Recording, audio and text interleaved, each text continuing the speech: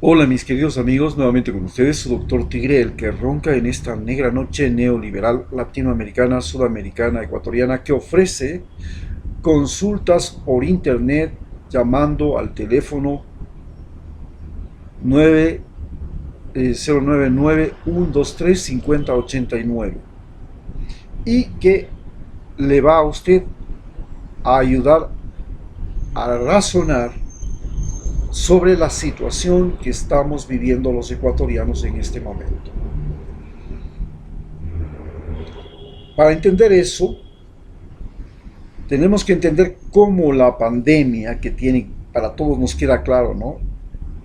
La pandemia produce muertos, produce enfermos, produce una crisis económica, está produciendo una crisis política que se resuelve con las elecciones, entre comillas, una crisis sanitaria que se supone que va a resolverse con las vacunas, una crisis social que se supone que va a resolverse cuando la gente comience a tener trabajo y una crisis humanitaria que se resuelve si es que el Ecuador no se complica y no genera una ola migratoria.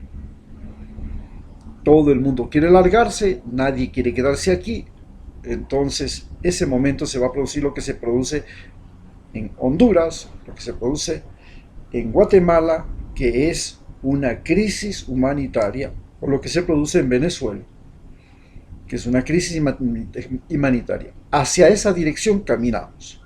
Bien, entendemos entonces que por culpa de los enfermos y por culpa de los muertos se ha producido una crisis sanitaria, y esta crisis sanitaria ha permitido que haya nos ha demostrado que hay un Estado que es un pícaro bandido, que rifó los hospitales, que hizo compras públicas para, y eso sirvió para embolsicarse a unos cuatro políticos asambleístas, en su mayor parte Abdalá Bucaram, los de Alianza País. La mayor parte de pícaros tienen que ver con la costa ecuatoriana, y vale señalar que fueron unos bandidos oportunistas, pero que Lenín Moreno priorizó el pago de la deuda externa para que le den dinero y para coger ese dinero y repartírselo a los más ricos y a sus aliados. Como se reparten todo lo que ha habido en el Ecuador, se han repartido los cargos públicos, los hospitales, las tarjetas de discapacitados, las becas, las embajadas, los ministerios, que no se han repartido.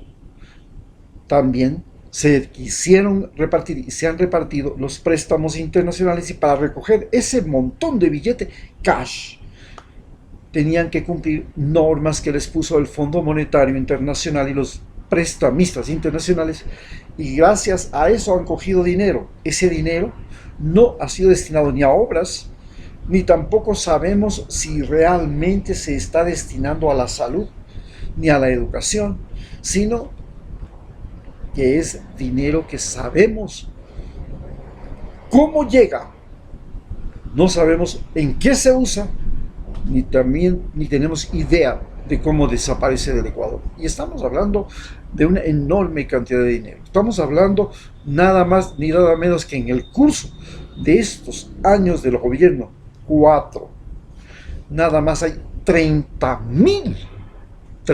mil millones de dólares que no sabemos qué se hizo con ellos. Eso es nada más la deuda que nos deja Lenín Moreno al final de su gobierno. Tras esto, tenemos entonces que nos enfrentamos a una situación crítica, porque en la familia, las familias tienen bienes, Pero resulta que los bienes de esas familias, por esta crisis que estamos viviendo, han perdido valor. No pueden poner a la venta los terrenos, no pueden poner a la venta los departamentos y las casas, porque los bancos y los prestamistas les quieren pagar nada, porque hay una cantidad tan grande de gente desesperada que está vendiendo sus bienes, que los bienes no sirven para nada. Y todo lo que a usted le costó construir, mantener, heredar, y todo, resulta, y pagar impuestos, y conservar, todo eso se va a la calle. Estamos al frente de una crisis inmobiliaria donde los bienes inmobiliarios han caído de precio de manera desbocada y no les sirven ni siquiera para pagar los préstamos que se hicieron sobre los mismos préstamos para comprar esos mismos bienes. Estamos lo mismo que se vivieron en la crisis inmobiliaria. Hay una sobreoferta, el dinero no sirve para nada, se hace humo, no hay dinero. ¿Por qué no hay dinero? Porque no hay trabajo. Si no hay trabajo, no hay circulante, no hay que comprar, y esto crea esta ola que se llama de deflación. Deflación quiere decir que hay mucha más oferta que demanda. No hay dinero, no hay kushki. Y esto es peor que la inflación. Para cualquier economista que sabe, las deflaciones son peores que las inflaciones. Tenemos entonces que además los muertos y enfermos han golpeado a las familias, y estas familias han tenido que vivir cuarentenas, distanciamiento social, reducción de los ingresos económicos, peleas por el bocadito de comida, peleas porque están encerrados en la casa y el marido le culpa a la mujer de que gasta mucho, y la mujer le culpa al marido de por qué no está trabajando, porque no trae la plata, y se arma una bronca. Tenemos en esta época la mayor cantidad de femicidios que nunca hemos tenido. El amor y la amistad, la solidaridad, los estudios de los muchachos se han visto golpeados. Ahora hay que estudiar por internet en la casa, pero ya la gente no tiene plata para mandar a estudiar a Quito a la gente, porque mandar a estudiar a Quito era una cosa extraordinariamente buena. Usted le mandaba a estudiar a su hijo a Quito, le pedía en una buena universidad, entre comillas, privada, cara, pagaba bien. ¿Pero por qué? Para que se relacione, para que no se vaya a meter con esa chusma de aperro que hay en la Universidad Central.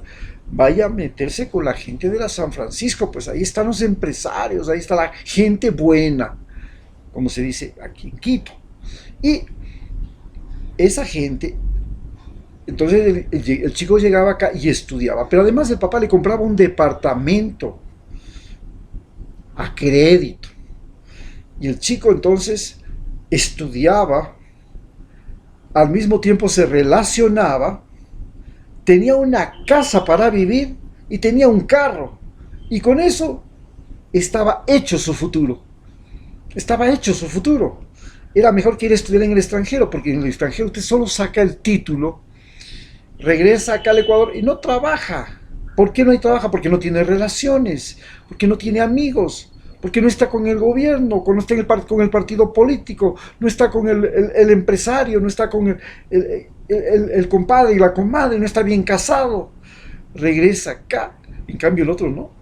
Sabe que si le manda a Quito a estudiar, tiene estas ventajas. Con esta crisis no hay cómo pagar el apartamento, no hay cómo pagar el carro, está jodida la cosa, y ya no hay cómo mandarle a la universidad, pues. Está fregada la cosa. Además, las clases no se reciben en la universidad, se las recibe en la casa. Pero si yo vivo en la Amazonía, si lo que yo le quería era sacarle de aquí para que no se vaya a meter con la verduga del frente, pues, y mi hija para que se meta con ese pata al suelo. No, no, no, no. Por eso le mandé a Quito, para que se relacione bien. ¿Ah? Esa es la crisis que se está viviendo en la educación. Pero no solamente eso. Tenemos ahora que tenemos un montón de personas que son personas activas, pero sin trabajo. Tenemos personas inactivas un montón, que han sido siempre, que son los estudiantes, las amas de casa, entre comillas, sin actividad económica. Las inactivas económicamente, las amas de casa, los estudiantes, los jubilados, los veteranos mayores de edad, los discapacitados, los que tienen enfermedades crónicas. Y resulta que ya teníamos el problema de que en la población ecuatoriana el 10% eran discapacitados, el 25% eran estudiantes y el otro 25% eran jubilados. ¿Nos quedaba qué? Menos del 30% de la población económicamente activa. Viene esta quiebra y resulta que tenemos un país en que la mitad, prácticamente, perdón, el 70% de la población, más, casi el 80% de la población, no es económicamente activa. Y el resto queda el 20%, que es la gente económicamente activa. No hay cómo seguir manteniendo el seguro, no hay cómo recuperar impuestos, no hay dinero circulante, la gente no tiene trabajo, está desesperada, se ha quebrado la solidaridad en el interior de la familia, se ha quebrado, hay violencia intrafamiliar, hay violencia barrial, hay narcotráfico, hay violencia nacional, manifestaciones y protestas. Y esa es la situación que estamos viviendo los ecuatorianos en este momento. No hay con qué pagar la luz. Si no se puede pagar la luz, no se tiene cómo conectar el internet. Si no se tiene cómo conectar el internet, no se tiene cómo recibir clases. Entonces, el gobierno le pagó marzo, abril y mayo. Desde allá no quiso pagarle más. Ahora, esa deuda de marzo, abril y mayo está diferida para 12 meses. Y usted está con esa deuda hasta el cuello. De mayo hasta ahora, usted es deudor. No le cortan la luz porque todavía no hay el permiso del gobierno para cortarle la luz. Pero apenas el gobierno diga hasta aquí nomás, ya pueden cobrar las deudas las empresas eléctricas. Todo el país, la mitad del país, se queda a oscuras. ¡Qué terrible situación! Y eso es lo que estos candidatos que estamos viendo tienen que enfrentar. Y ahora les vamos a poner en la siguiente charla cómo cada uno de ellos pretende enfrentar esta situación. Muchas gracias.